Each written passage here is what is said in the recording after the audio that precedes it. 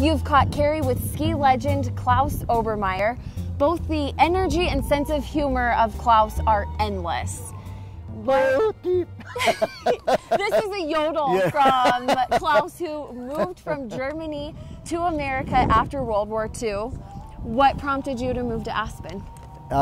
Because of Friedel Pfeiffer, who was running the ski school here. He's a friend of mine for a long, long time from St. Anton, Austria. Yeah. And I'm an aeronautical engineer, and right after the war there were no jobs in the aeronautical industry in this country. So I thought, well, I also ski raced all my younger life, and so I thought, well, maybe I'll teach skiing. In the 1940s, what was it like, or what are some of the biggest changes you've seen over the years? I think when I first came here, there were more dogs living here than people. Yeah, most people had left when the mining industry kind of collapsed. So I skated on my skis to the Jerome Hotel, and there had 25 dogs behind me barking. They'd never seen anything like it. The greatest, most favorable surprise was it snowed at night about 6 or 8 inches. Yeah. And I put the skis down for the first time in the morning, and the snow just flew. It was champagne powder. It is what you find in the Alps at 3,000 meters or higher. So I thought, oh my gosh, and that snow was so easy to ski on, you know. Yeah. Much better than the cement that I most of the time had been on. And when you first came here as a ski instructor, you only got paid if you had lessons, right? But was it hard to keep people here because it was so cold? We didn't have the Obermeyer technology yet to keep us warm. Right. It was a problem. At that time, they usually made a 14-day reservation for their vacation, and they came here and they left after 2 days because they were very cold. But in Aspen, they had the longest single chairlift in the world. So it was a cold right up, so we went up in a long city winter coat, but he couldn't ski in it, so you sent the coat back on the lift to go down.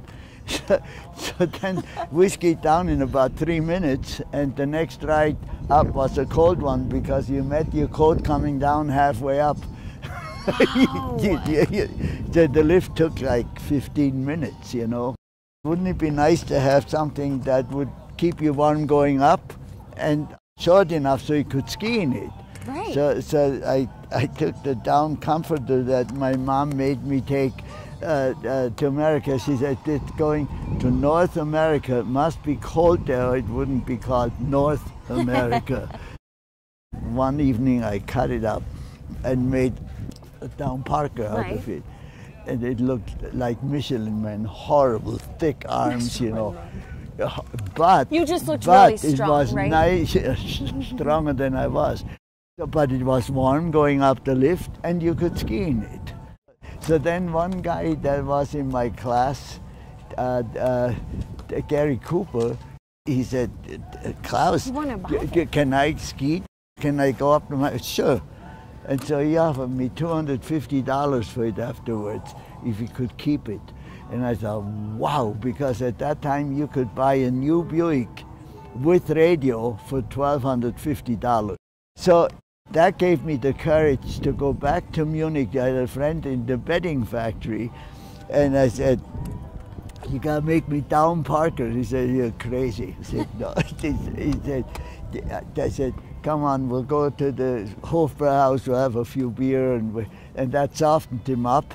And I said, okay, I'll make you those damn Parkers.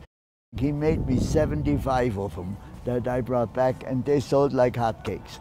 So that kind of was part of the start of Obermeyer ski fashions. Do you view yourself as an inspiration to others? No. No? No, we just have fun. Just have fun. Know, that's the one thing you don't have to pay taxes on yet. Do you teach yodeling lessons? Yeah. I want to take a yodeling lesson. Okay.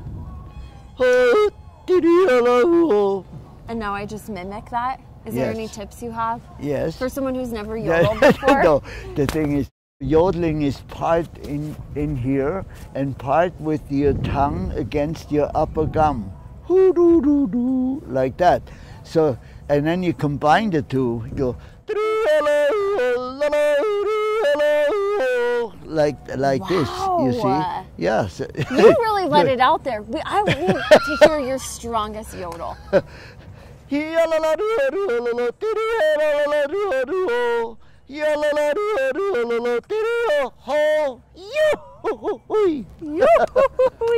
like that part. Good. I'm going to stick with that one. Very good. Klaus, I know that so many people inside and outside of Aspen really see you as an inspiration. What advice do you have to pass on to people that want to live such an energetic life that you also do? Well, I think it takes a few things combined, you know.